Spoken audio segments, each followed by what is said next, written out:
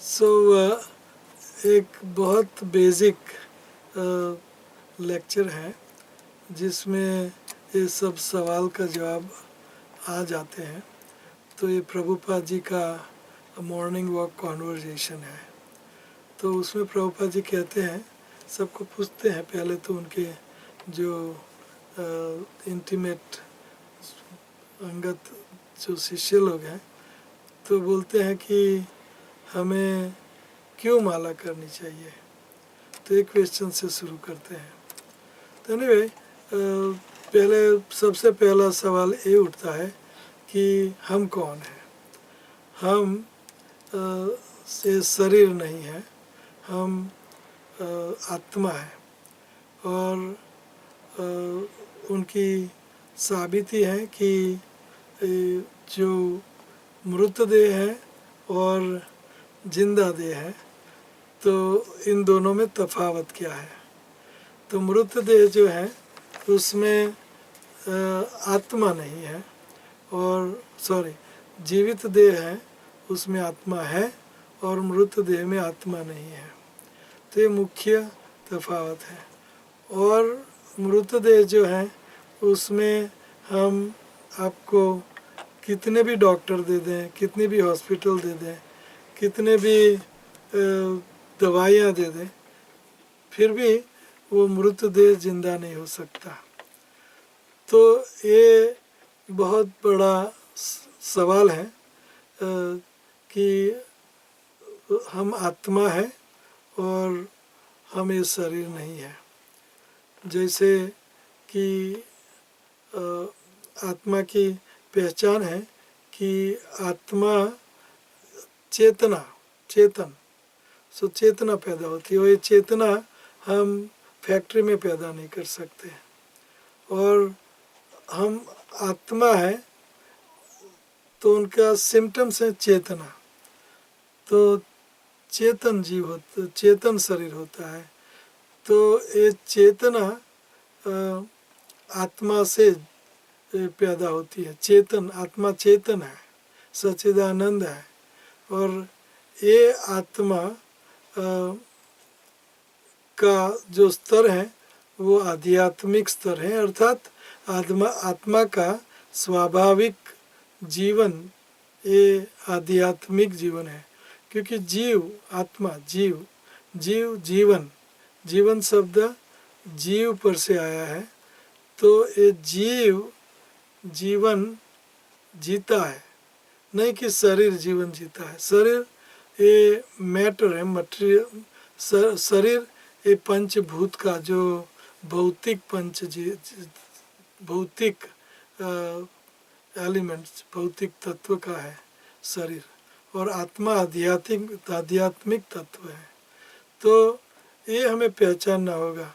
जैसे कि हम आध्यात्मिक जीवन जिए तो सुख शांति समृद्धि तुष्टि पुष्टि संतुष्टि के साथ सुंदर जीवन जी सकते हैं। जीवन अगर हम भौतिक जीवन जिए, शरीर और भूतों, पंचभूत पृथ्वी जल तेज वायु आकाश, उनके संबंध में जिए तो वो बहुत दुखदायी जीवन होता है।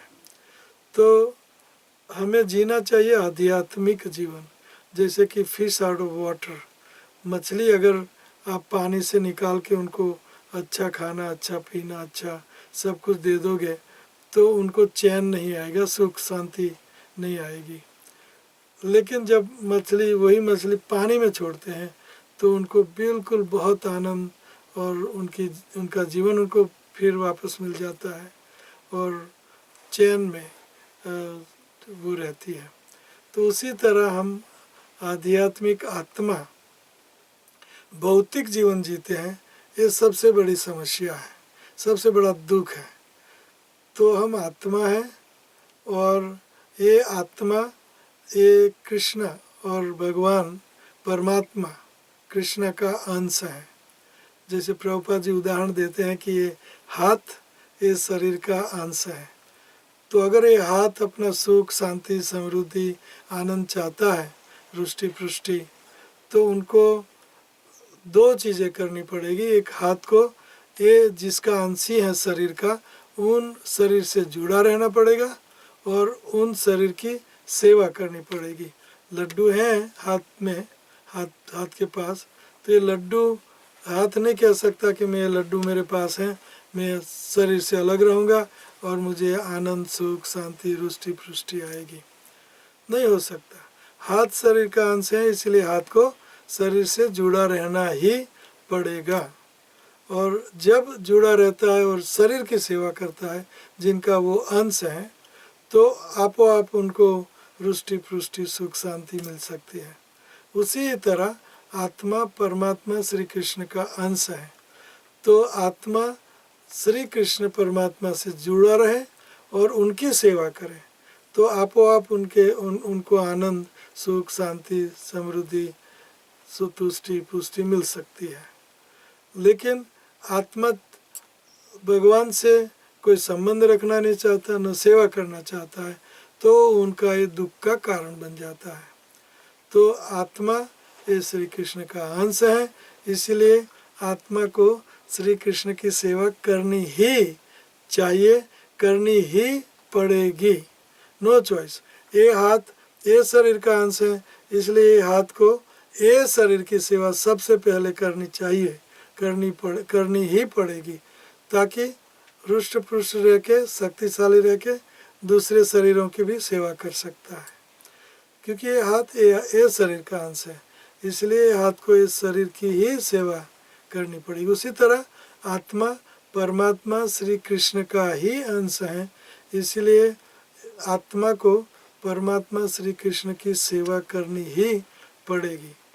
अभी नेक्स्ट क्वेश्चन ये हो सकता है कि तो ये संबंध है, संबंध अभिधेय प्रयोजन एक्सक्यूज मी, तो संबंध है। और अभिधेय क्या है? अभिधेय वो चीज़ है, प्रोसेस भक्ति, जिससे हम उनकी सेवा करें।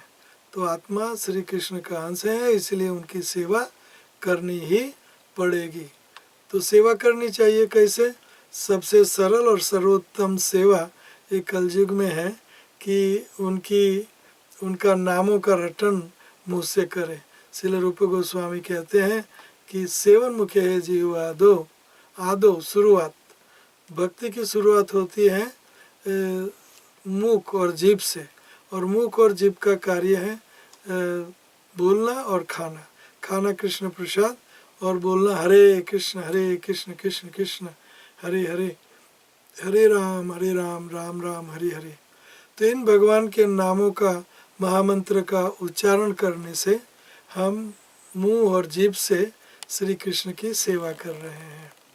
तो ये सेवा करेंगे हम 16 माला या जितना भी नाम हम लें, तो इनसे हम उनकी सेवा करेंगे तो हमें सबसे ऊंचा लाभ फ़ायदा क्या होगा कि जो जिसकी सेवा करता है उनका प्रेम पाता है।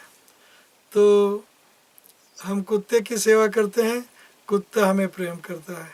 हम माँ की सेवा करते हैं, माँ हमारे प्रेम करती है। माँ बच्चे की सेवा करती है, बच्चा माँ से प्रेम करता है। उसी तरह जैसे हम श्री कृष्ण की सेवा करें, जो भगवान हैं, जो परमात्मा है, जो सब कारणों का कारण है, हमारा कारण है, तो उनकी सेवा करें हम, तो वो हमें प्रेम करेगा, हम उनको प्रेम करेंगे। और यही हमारे जीवन का परम चरम लक्ष्य है, जिनको हम कहेंगे कि संबंध अभिधेय और प्रयोजन। तो ये प्रयोजन है, हमारे जीवन का परम लक्ष्य है कि श्री कृष्ण का शुद्ध प्रेम हमारे हृदय में हम जागृत करें। तो वो हो सकता है उनकी सेवा से, और कोई तरीका नहीं। और सेवा का सिंपल फॉर्म शब्द है भक्ति या ट्रांसेंडेंटल लविंग डिवोशनल सर्विस, सेवा सर्विस। तो ये भक्ति से ही हम श्री कृष्ण का प्रेम प्राप्त कर सकते हैं, जो मनुष्य जीवन का परम चरम लक्ष्य है। तो संबंध अभिधेय और प्रयोजन, हमारा संबंध है, हम आत्मा है, श्री कृष्ण के अंश हैं। और प्रयोजन है, हम उनके अंश हैं, इसलिए हमें उनकी सेवा करनी ही पड़ेगी। और अब जब हम सेवा करते हैं तो सबसे श्रेष्ठ सेवा है और शुरुआत है सेवा की, सेवन मुख्य है जीवा दो, हमारी मुंह से और जीवा से उनकी सेवा करें।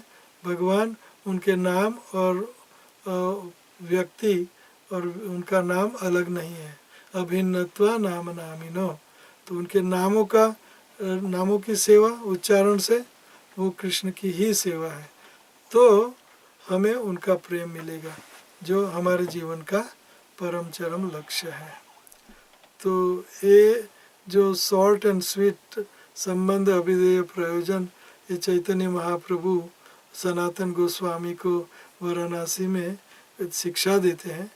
तो इसमें सारे शास्त्रों का सारांश निचोड़ और सारे शास्त्र का कहना इतना ही, बस संबंध अभिधेय और प्रयोजन, और ये सारे सवाल जो हैं वो इनमें सम्मिलित हैं।